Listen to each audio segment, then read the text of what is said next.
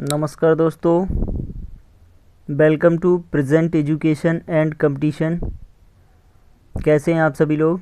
आशा करता हूं आप सभी बहुत बढ़िया होंगे, एकदम उम्दा होंगे। आप सभी के माता पिता और आपके परिवार वालों को जय हिंद, वंदे मातरम। स्वागत है आप सभी का आपके अपने YouTube channel present education and competition में। अगर आप हमारे चैनल पर पहली बार विजिट किए हैं तो चैनल को सब्सक्राइब कर बेल आइकन बटन ज़रूर दबा दें ताकि आप हमारे द्वारा दिए हुए वीडियोस प्राप्त कर सकें और उन्हें वॉच कर सकें। दोस्तों, आज का हमारा टॉपिक है अलंकार। टॉपिक शुरू करने से पहले आप मुझे कमेंट के माध्यम से ज़रूर बताइएगा कि आपको ये हमारा छोटा सा प्रयास कैसा लगा। आप लोग कमेंट करना बिल्कुल नहीं भूलिएगा और वीडियो को स्किप नहीं करना है, क्योंकि अधूरा ज्ञान भविष्य के लिए बहुत ही खतरनाक साबित होता है। ओके गाइज, और वीडियो को ज़्यादा से ज़्यादा अपने दोस्तों तक शेयर करिएगा ताकि हमारे परिवार प्रेजेंट एजुकेशन एंड कंपटीशन की संख्या अधिक से अधिक बढ़ सके और हमें आनंद की प्राप्ति हो सके। चलिए स्टार्ट करते हैं आज का टॉपिक। आज का हमारा टॉपिक है अलंकार।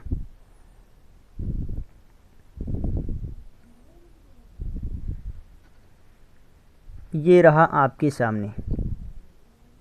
ओके, तो अलंकार सबसे पहले देख लेते हैं अलंकार क्या है।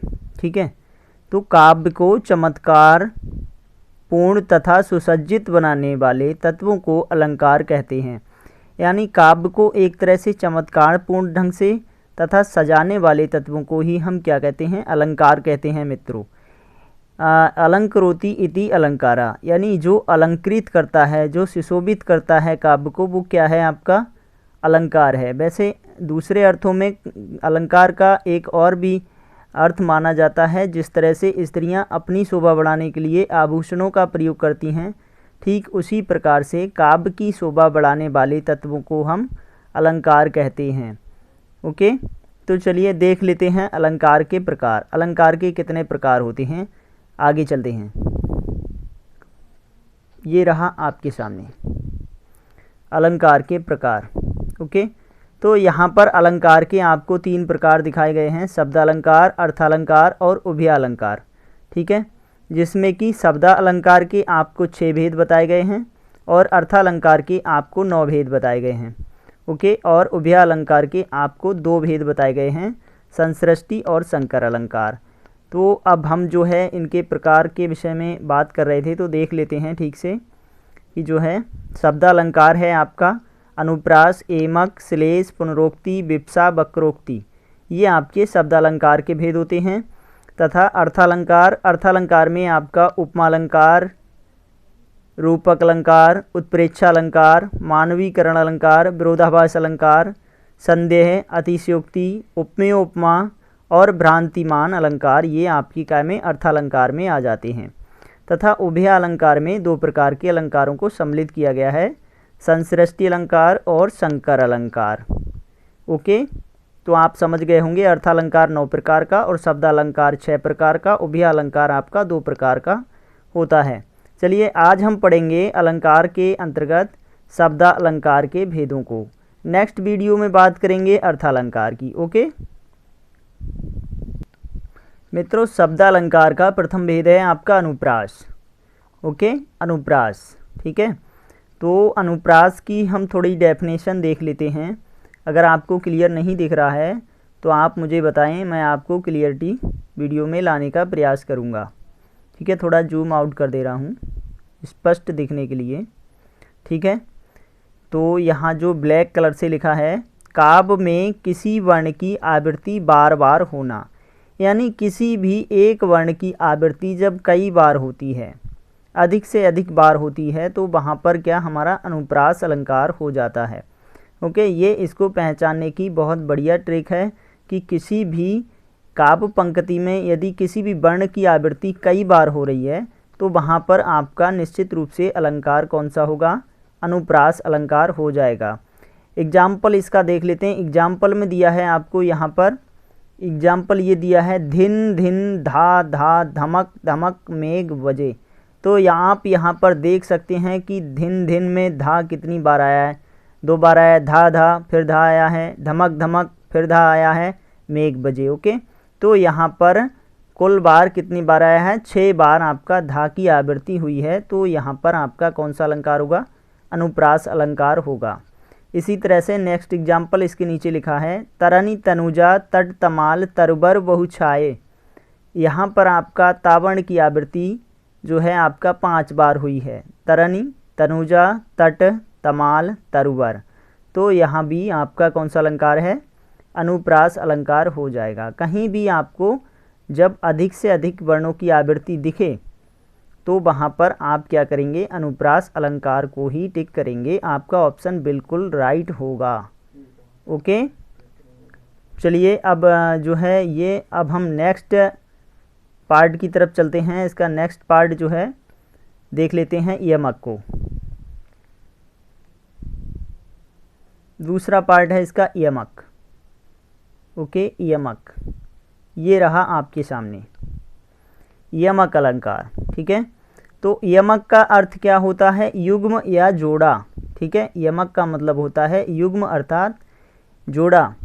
एक शब्द अथवा शब्द समूह का एक या अधिक बार प्रयोग किया जाना, किंतु दोनों का अर्थ कैसा होगा, अलग अलग होना, क्या कहलाएगा, आपका यमक कहलाएगा।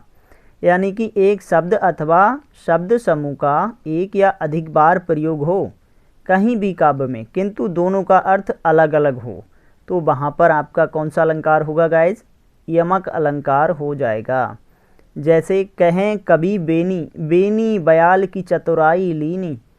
कहें कभी बेनी, यहाँ बेनी बेनी 2 बार दिया है। ठीक है, तो यहाँ पर जो है कहें कभी बेनी, पहले बेनी का अर्थ है ये कवि का नाम है, दूसरा बेनी का अर्थ है चोटी से। ठीक है, तो बेनी पहला हो गया कवि के लिए, दूसरा बेनी हो गया चोटी के लिए। तो 2 शब्द यहाँ लिखे हैं बिल्कुल सेम हैं, लेकिन दोनों का अर्थ कैसा है, अलग अलग है। सो यहाँ पर आपका यमक अलंकार हो जाएगा। निश्चिंत होकर आप ऑप्शन को टिक कर दीजिएगा। ठीक है, और नेक्स्ट एग्जाम्पल इसका लिखा है, रति रति शोभा सब रति के शरीर की। रति रति यानी रति रति जरा जरा सी।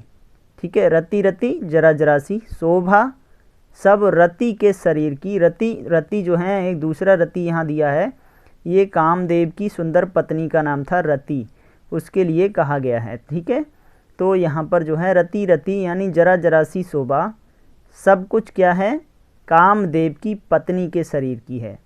ठीक है, तो यहाँ पर रति रति 2 बार दिया है, वैसे 3 बार आया है, लेकिन प्रथम 2 बार का जो है वो रति रति जरा जरा सी के लिए किया गया है, और दूसरा रति कामदेव की सुंदर पत्नी के अर्थ में प्रयोग किया गया है। सो यहाँ पर आपका यमक अलंकार हो जाएगा। इसका एक एग्जाम्पल जो है high school inter class board में भी काफ़ी प्रचलित है, और कभी कभी बड़ी कंपटीशन लेवल एग्ज़ाम में भी पूछ लिया जाता है।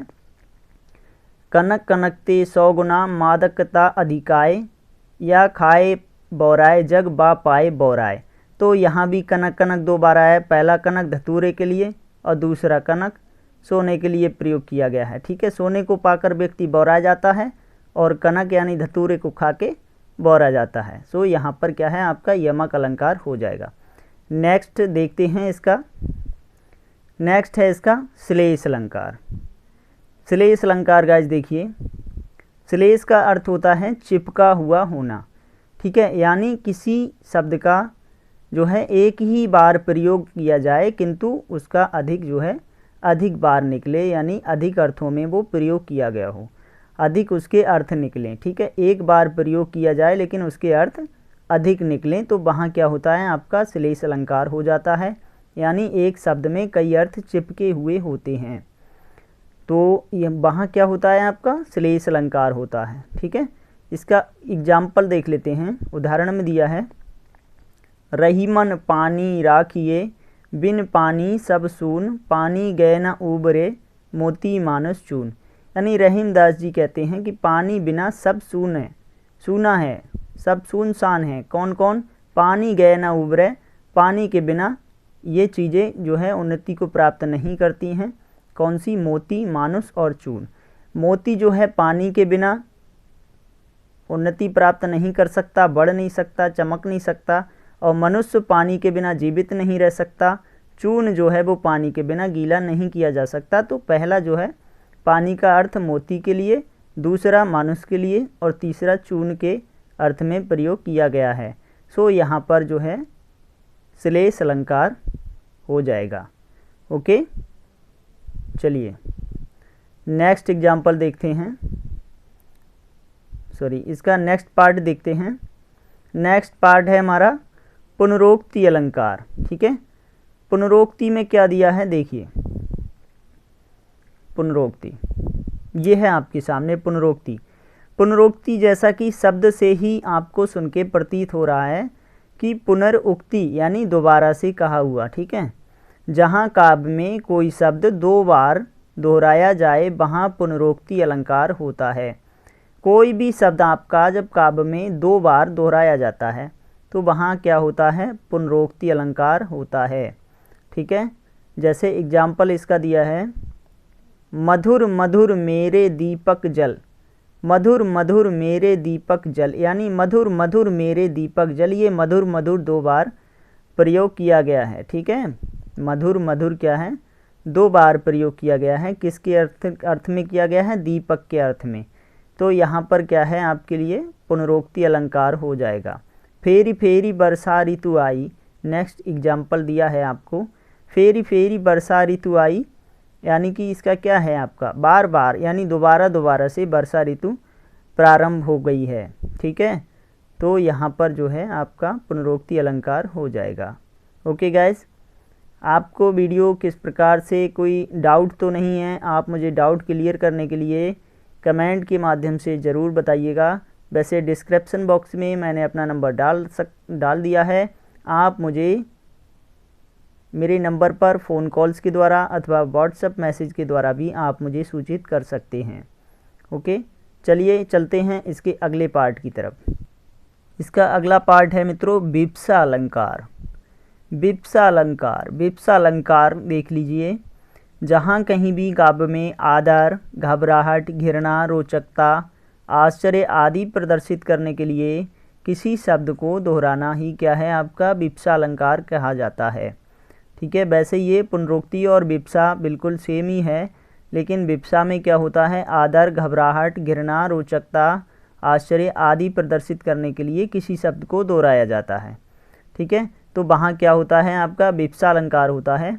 एग्जाम्पल देख लीजिए, इसका एग्जाम्पल दिया है, आइए आइए आपका स्वागत है। आइए आइए आपका स्वागत है, ये कैसा है, कैसा शब्द है ये आदर सूचक शब्द है। ठीक है, आइए आइए यानी आदर सूचक है, किसी का स्वागत कर रहा है तो आदर सूचक है। ठीक है, नेक्स्ट एग्जाम्पल देखते हैं, छी छी मुझसे देखा नहीं जाता।